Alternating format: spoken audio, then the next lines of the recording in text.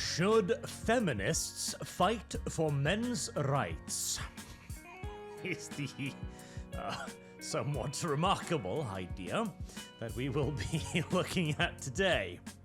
This is, of course, Norwegian news, as I just happened to catch this little snippet here on NRK, the Norwegian equivalent of the BBC, and I've often pointed out that Norway, politically speaking, is basically stuck in 2014, or even worse, in fact, it is that the feminists simply just won in 2014, which is why we are now seriously considering the question of should women finally take pity on the beaten, downtrodden men? Oh, glory be. And I say that jokingly, but the fact is, maybe Norwegian men do have to be rescued by their literal overlords at this point, because by the definition of oppression, Norwegian men are indeed oppressed. Whereas women must be recruited into cushy jobs on corporate boards until they make up 40% of that corporate board, men are given no such advantage. The government itself recruits using diversity and positive discrimination, meaning that the Norwegian government is actively discriminating against white men in Norway, even stating that we believe that inclusion and diversity are our strengths. And of course, in crime, same thing. In this instance, for example, in a fight, Lisa and her boyfriend beat an acquaintance with this iron pipe. Yet despite that, in the world's most equal country, women receive shorter prison sentences than men, 30% shorter. How could this be? The article asks, somewhat facetiously, honestly, as here we have a board on the official Norwegian television channel with 3 women discussing what is best for men. That fact alone should tell you everything you need to know about men's status in Norwegian society. We are not equal before the law. We are not equal before the government. We are not even equal in the eyes of private corporations. And again, even when we do raise our concerns, it is women who debate them. But I wanted to show you this, or well, more correctly, talk about it, because whilst I'll have this running in the background, there were no subtitles available, and you won't understand a word of it because it's all in Norwegian, but trust me, it's pretty bad. Hell, the points I've already outlaid are of course pretty bad, but there is worse yet still to come. Now, the reason why this is even a debate is because of Kristin Lode here. She is a representative for the Progress Party, which is the right-wing party in Norway. Confusing, I know, but that's where we are. She is stating that she no longer wants to call herself a feminist because feminism in Norway has pretty much completely and utterly, and long since so, abandoned any pretense of being a party fighting for equality, and has instead become an outright gender supremacist party.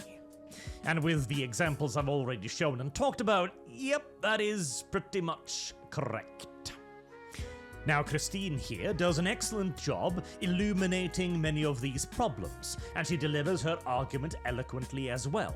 I'm not trying to take any credit away from her, but at the same time, I am genuinely annoyed at the fact that this is a problem only taken seriously in Norwegian news networks or society in general when it is a woman pointing it out.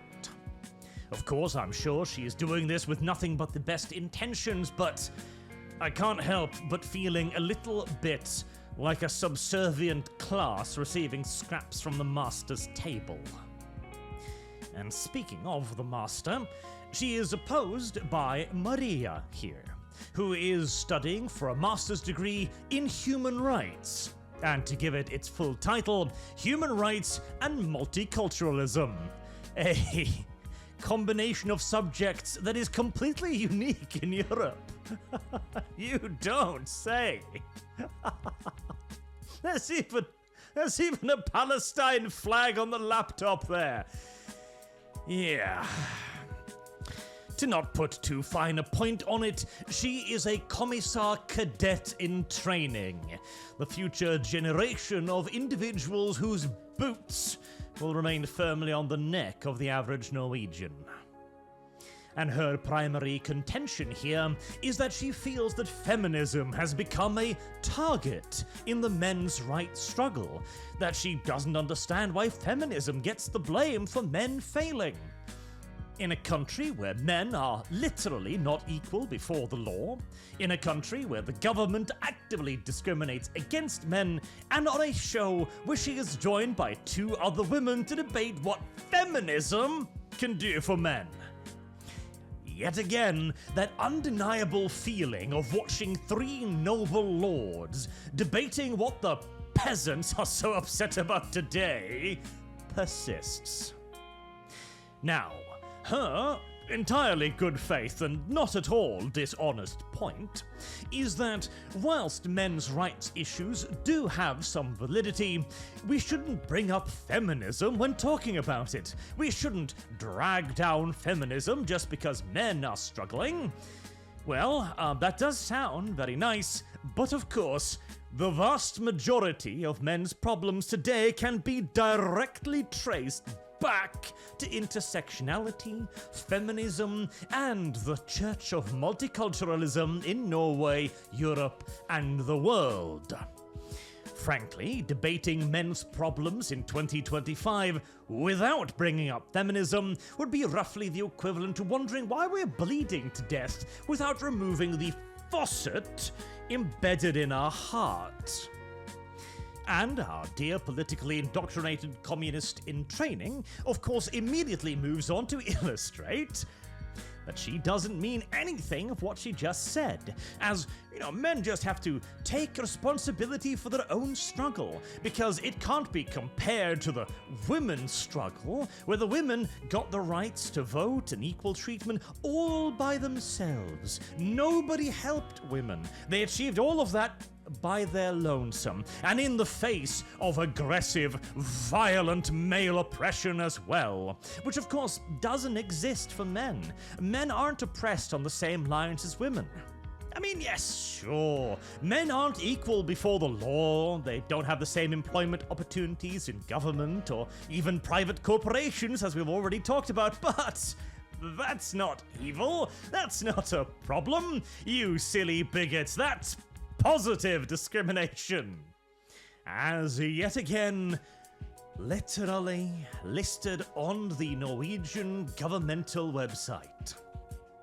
Now, Christine again moves in to lampoon our communist in training, who doesn't really have a whole lot of an answer beyond attempting to make the topic a bit more diffuse, which is quite amusing, as she has this sheer metaphorical balls to then go, this is a very difficult and diffuse topic that is really hard to understand. What are men's rights? What if we redefine man to include, trans men, for example, or melanin-rich individuals?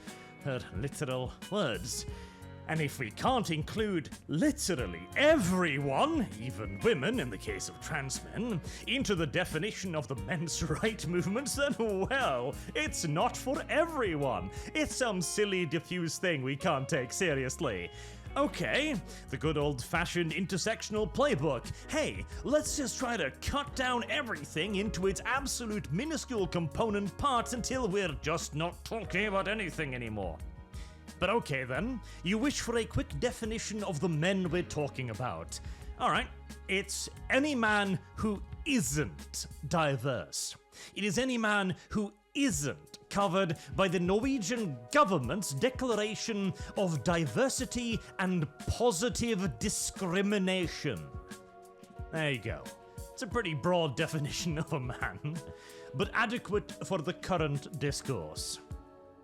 The debate between the three women on men's issues then concludes with one actually important point: that perhaps it is time for men in Norway to take a more active stance for their own rights.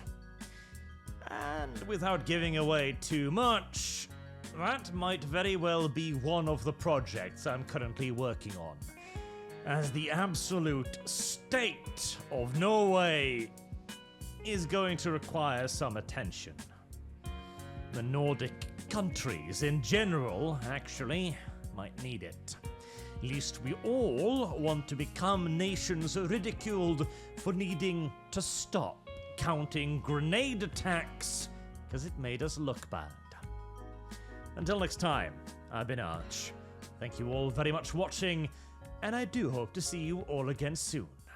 Till then, have a good day.